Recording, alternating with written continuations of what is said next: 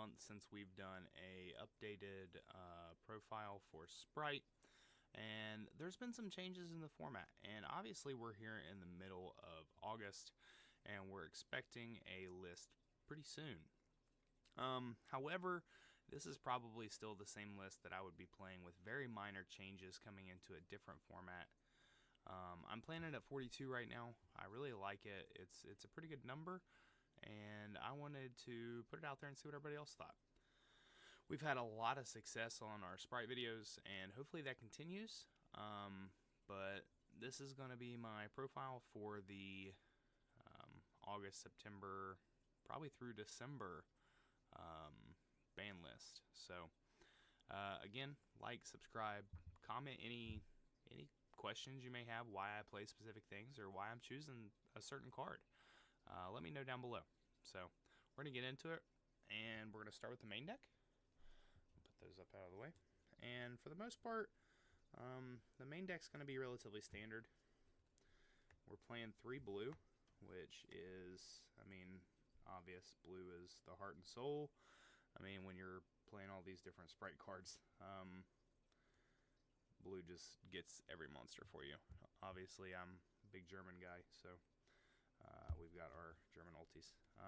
Next, we're going to have our 3 jet.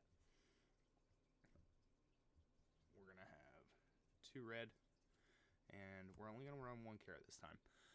We have been on 2 carrot before. However, I felt like the way the format is, and the way the deck plays now with more of an Omni style, I just didn't feel like we needed multiple carrot anymore, and honestly red's just better. We've got 3 starter.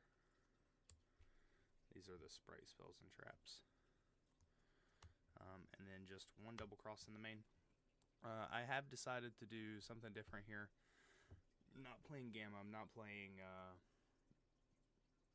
Smashers in the main, so we'll see if those come up later, but right now this is our 4 Spright spells and traps for the jet targets. Most of the time you're going to want to go double cross. We're going to be playing the Swap Frog package here, so we are playing 3 swaps, 1 Ice Barrier, and 1 Freezing Chains. This is pretty good. However, playing this package makes you choose some stuff later on in the profile that you may not really agree with. I mean, I don't mind to spoil it at all. I'm still playing 1 Ahashima. I think it's the right call. Even earlier in test hands, I would open double swap, and let's say they imperm your swap. At least, like, you've got 1 engrave. But then you can go... and that's a weird situation, but then you can go into, because I opened double swap jet blue and something else, you can go into gigantic, special your other last swap, and then swap effect to bounce back to hand, and now you can still go into a toad, and depending what else you have in hand, you can still push. So I do like Ahashima there. The other package we're running is, we are still running the nimble stuff. 3 beaver, 2 angler. It's too good. It's too good. And then I'm running Caddy Penny. The Melfi stuff still gets you the Omni negate if you want to go that route. I do generally. So you go the Omni negate with the Herald, and it gives you double or triple Omnis in some instances. And I can do some test hands in the coming weeks to explain and to show. For hand traps, we're playing 3 Ash. If you're playing monster hand traps, Ash is the best monster hand trap. I am deciding to play Droll right now. I really like Droll. I think if you don't have Ash, Droll is the next best monster hand trap right now. I was really big on Mourner, but... I mean, just to be honest, the way that these Euro collectors look sort of persuaded me. But Droll's pretty good. Ubel hurts to Droll. Fiendsmith, it gets hurt when you Droll. So I wanted to try out the Droll, and it's done pretty well. Non-monsters, we are playing 3 imperm. So we're playing 9 total hand traps. That still leaves us some room for some board breakers, and you're going to see those here in just a moment. So 9 total hand traps. You can up those if you prefer the board or prefer hand traps over board breakers. That's fine, but I like the board breakers. You're not going to win every die roll, and I love 2s. You will learn I love 2s. So we're going to go 2 talents, 2 droplet, 2 cosmic, and then we're going to play 2 1-ofs. It's going to be Called By and Foolish. I don't think you can play Spright right now without the Foolish. It's super hard to not play Foolish. Like, Foolish your swap, Foolish your Ice Barrier, Foolish Angler. Like, this card with combo, you don't even need Sprint. So, I mean, it's pretty important.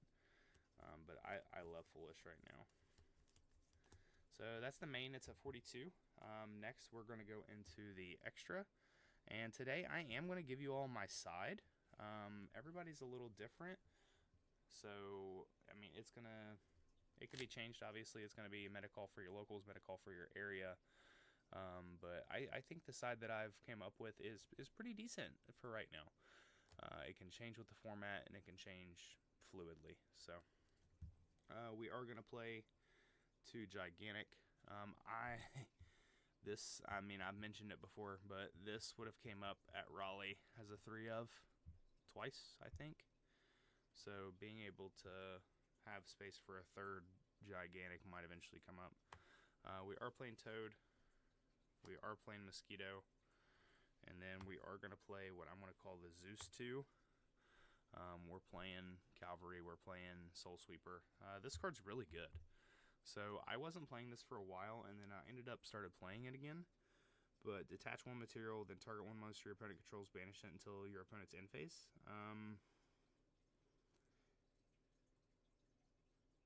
And then, if it does get destroyed, you can target up to the number materials it had and shuffle that back from the banish. So the card's pretty good. I mean, if there's no target to special back, then it sort of sucks for them. You have to play Cat Shark. I think Cat Shark is like probably the best rank 2. That is not, I might as well say it's the best optional rank 2 you can play. And then the last 2 I play is the Melfi of the Forest. With the Melfi stuff, this is still super important. And then I'm still on 1 Zeus. 1 Zeus is mandatory. Like if you have Mosquito or Cavalry or Oni up on field, or even the Melfi here, and it's turn 2, like you go first and then they don't concede. Turn 2, you come back around and you can attack and then overlay for the Zeus just to have it. Now on to some Link 2s. I am playing 5 Link 2s. We're going to play SP. Obviously, it's one of the best Link 2s you can play. We're going to play Sprint. Sprint is just the best Link 2 for the deck, specifically. IP is really good. IP is underrated, but, like, this just can't be linked on your turn. But, like, after you use the bounce effect or whatever you might have, so you're going to have situations where you've got, like, Sprint here, Little Knight here, and Mask here. Like, this is a really good inboard that it's not always easy to get to. But you have to make decisions whether you want to play it this way or that way. And I think these are just really good right now. And then the last 2 that I'm playing is the Ahashima and the Dark. So these are the 5 I've chose. You have a little bit of space, especially if you cut the Melfis. You can cut 2 in the extra, 2 in the main to make it a clean 40 in the main, then open up some spots in the extra. I am still playing the Arclight. And in our next combo video, hopefully here in the next couple days, you'll see why I'm playing the Arclight. Specifically, like if you get Toad and the Caddy play, like you can end with triple Omni Negates, plus whatever hand traps or what other interruptions you have. So that's huge. But that's the extra. Sorry, I'm picky about the way I put them back. But yeah, so like there are times like you'll end, this is pretty common for me actually. Like I'll end Toad, Melfi, Caddy, Sprint, and obviously when they summon, I can go into the Arclight, and then I have this spot open. So let's say I Toad negate something, it goes to grave. I'm going to double cross it back, so then I have another Toad negate as well as an Arclight negate. So it's really good. It's really good. So that is the extra, and now we're going to do the side. Again, a side is mostly a meta call, but I usually don't show my sides, and just for the sake of argument, I wanted to get people's opinions. So hopefully everybody who's watching this video that plays Spright, let me know your opinions. I'm still really iffy on Ibley. That hand earlier with the double Toad that I talked about, or Swap Frog, there was a situation there where I wanted to go into Ibley, but is it worth the brick? That's what I'm trying to figure out, and I've been playing around with it a lot. So in the side here, we are playing the 3 Crow. I really like Crow, especially this format. Like Tempai wants the special back, you can Crow it. Branded wants to do things with like Gimmick Puppet, you can Crow it. It's just good to me, like, and it's underrated. But the card just has to go to graveyard.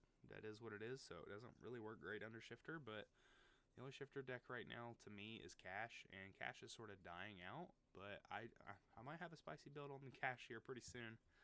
We'll see what happens. Another option if you don't like Crow is I am playing 2 Bell, so I'm sort of doing 3-2 here. And then some board breakers, because I bounce back and forth. So there are times I just switch out all my board breakers for the hand traps, and times I do vice versa. It depends on the deck I'm playing. So 2 Blitzstorm, or your Lightning Storm, 1 Change of Heart, 1 Mind Control, and I am doing the 1 Smashers here, and 2 Evenly. So those are my board breakers. Get the hand traps out of the way here. So this is my side deck board breakers right here. Like I feel like this is a pretty good lineup of those. That gives me 7. I play 6 monster hand traps in the main, and I'm playing 6 board breakers in the main. So it's pretty balanced. I have 5 hand traps on the side that I can side in, and then 7 board breaker spells and traps that I can side in depending on what I want to do and depending on my matchup. And then my last 3 are, or could be considered a little weird here, but it's for going first. I'm actually not playing a time card at all, because I'm not really worried about time. I never went into time. So I'm playing I win. That's what I'm just going to call these. I play the I win cards. You might get in a situation where it's game 3, you go first, and let's say they have Dark Ruler no more, because Spright loses to Dark Ruler. Dark Ruler loses to Judgment. So it's really good. It's really good. In testing, it's came up several times. And even at the regional, it came up, or at YCS regional with the last event I played, it came up a lot, and I really liked it, and I decided to keep it in there. So with all that being said, I really appreciate you all watching. Keep liking, keep subscribing, keep supporting the channel. Thank you so much. You two all try to have a wonderful day. We'll see you next time.